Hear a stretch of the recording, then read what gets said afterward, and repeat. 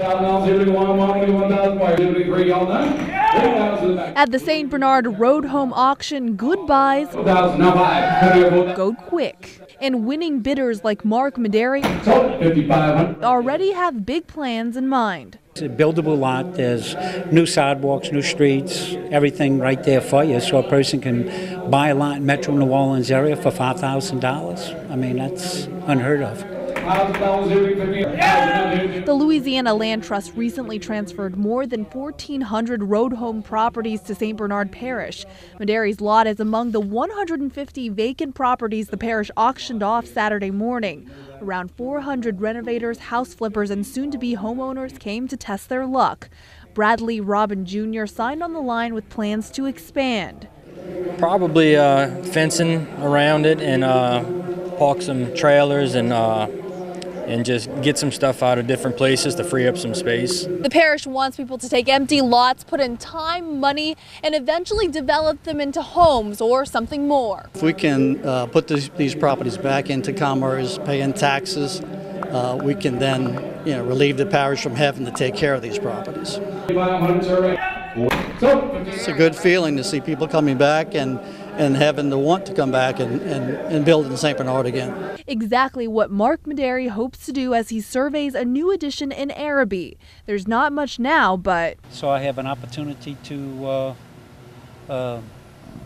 expand and do another new house construction here. Maderi knows about good opportunities. He's already renovated the home across the street. In Arabi, Jessica Shaw, Fox 8 News.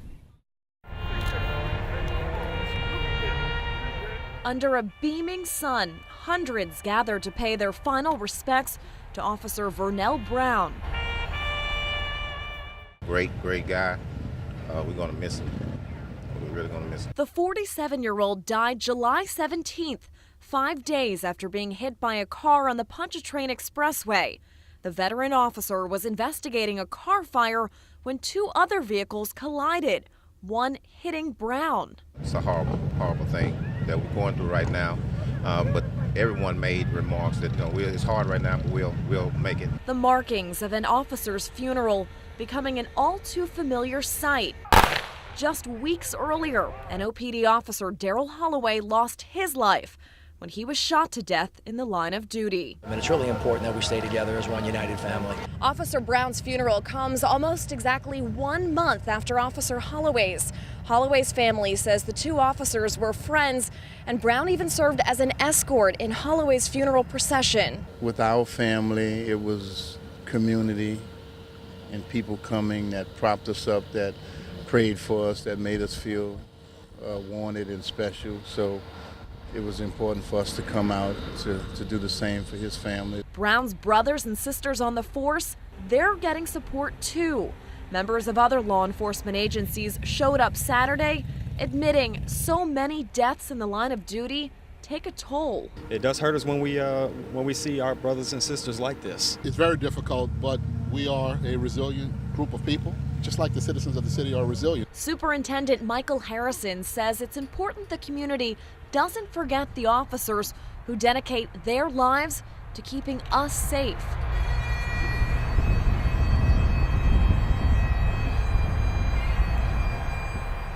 The officers who lived and died for the NOPD. I seen this little lovely sofa and I wanted to get me a new dinette set too. And it was a glass table set with black chairs, That's what Lakeitra Green of Chalmette ordered from Hamilton Enterprises in July 2014. She put down $180 and agreed to finance the rest. Green says it was months later when a delivery crew showed up. When they did come, it was 11 o'clock at night. Green says it was so late at night, she was sleeping. Her sister received the furniture. So when I woke up, I admired my sofa. When I looked at the kitchen set, I'm like, no, this is not what I ordered. So I called. She was like, no, Miss Green, your table set was on back order, so I'm letting you use that. Green says Hamilton Enterprises offered her the opportunity to come in and order a completely different dinette set since hers was on back order. Green says she did that. But nearly a year and 4 months later, she still hasn't received the correct order. After months and months and months of waiting, the finance company, they started calling and was complaining like their money was late. I said, you worried about your money being late, but I haven't received the correct table set yet. And it was like, what do you mean, ma'am? They say that you received your furniture. Lakeitra Green joins a growing list of consumers who've alleged they've waited too long for furniture that they either paid for in full up front or financed. And in one case, a customer's waited 21 months for her entire order. And there are many more who we've talked to by phone only. I actually called the sheriff's office because the Justice of the Peace man referred me to them. He said so many cases going on now that someone has taken it over a detective. St. Bernard Parish Justice of the Peace Tony Michaud confirms he was able to resolve a dozen complaints this year.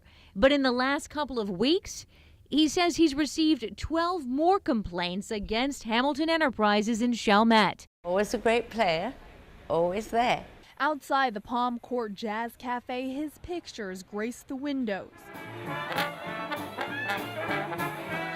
Inside, his music graced the stage. Played wonderfully, sang wonderfully.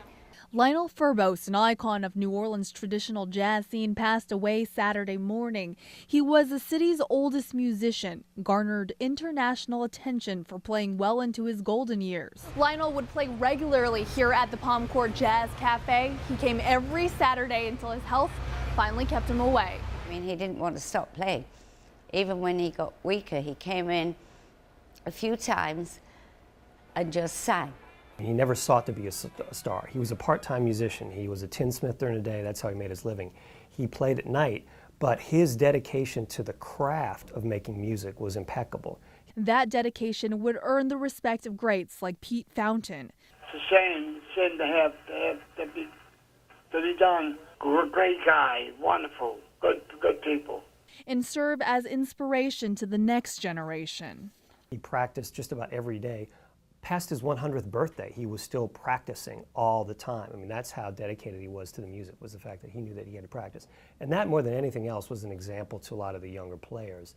At 103 years old, Furbos' passing marks the end of an era. He was one of the last living links to the dawn of the jazz era, really. And he literally heard the earliest originators of the music play, and so that definitely informed his playing. And he wasn't there to promote himself, to show off. He was there to do the job, to keep people dancing, to keep people moving their feet, to let them enjoy the music that he loved so much. And in the French Quarter, this jazz cafe will sit a little quieter on weekends. I miss my Saturday nights, because I love Saturday nights when he's here.